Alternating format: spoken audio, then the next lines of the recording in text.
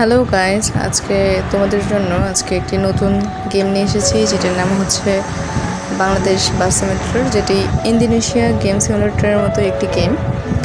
এটি কম বাজেটের যে কোনো ফোনেই বা অ্যান্ড্রয়েড ফোনে তোমরা খেলতে পারবে।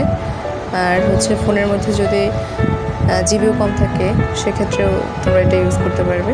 আজকে আমি এই গেমটা কীভাবে ডাউনলোড করতে হয় আর এটার আমি দেখিয়ে দিচ্ছি কীভাবে ডাউনলোড করতে হয়। তোমরা সেটা দেখে ডাউনলোড করতে পারো বা গেমের সেটিং কীভাবে করতে হয় সেটিও করে নিতে পারো।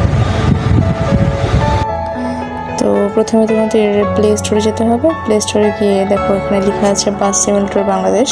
এভাবে বাস সিমুলেটর লিখে বাংলাদেশ লিখে সার্চ দিলে তোমাদের গেমটা চলে আসবে।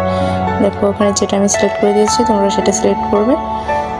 তারপর আমার এখানে ইনস্টল করা আছে, তাই আমি সরাসরি প্লেতে চলে গেলাম। তোমরা ইনস্টল বাটনে চাপ করে ইনস্টল হয়ে যাবে। তারপরে তোমরা প্লেতে যাবে।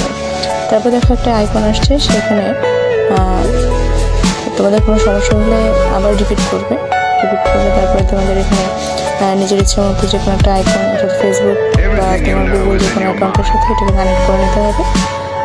তো আমার মনে হয় ফেসবুকে কানেক্ট করাই বেটার, কারণ এই আইডিটা আমাদের সব জায়গায় থাকে। একটু লোডিং হতে পারে, লোডিংয়ে টাইম নিতে পারে,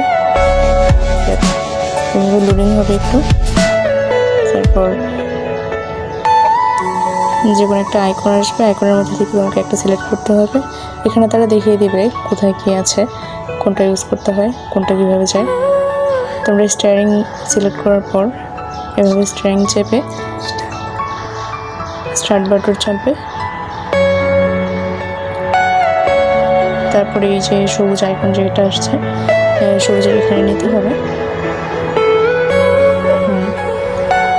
তোমরা দেখবে যে কোন আইকনটা কি কাজে লাগছে, যেটা তোমাদের জন্য সুবিধা হবে। তারপরে পাশে একটা যে বাটন আসবে, ওই বাটন দেখাবে আর কি বুকের মতো, ওটাতে ক্লিক করতে হবে। ওটাতে ক্লিক করলে এভাবে সামনে প্রথমে যে সবুজ বাটনটা আসবে ওখানে ক্লিক করতে হবে, তাহলে দরজা খুলে যাবে।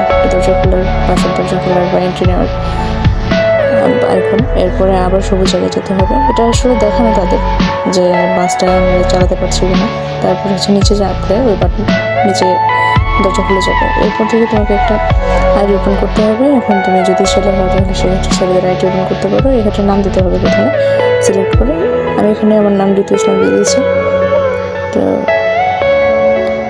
তোমরা তোমাদের নাম দিবে। এটা অনেকটা ইমেল অ্যাকাউন্ট খোলার মতো, সরাসরি নাম লিখতে হয় না। বিভিন্ন ক্ষেত্রে নাম কম বেশি সংখ্যা দিয়েও লিখতে হয়। এরপরে খেলা এখন তুমি স্টার্ট করতে পারো। এটা তোমার আইডি সেট আপ হয়ে গেছে। তুমি এখন নিজের মতো গেম স্টার্ট করতে পারো।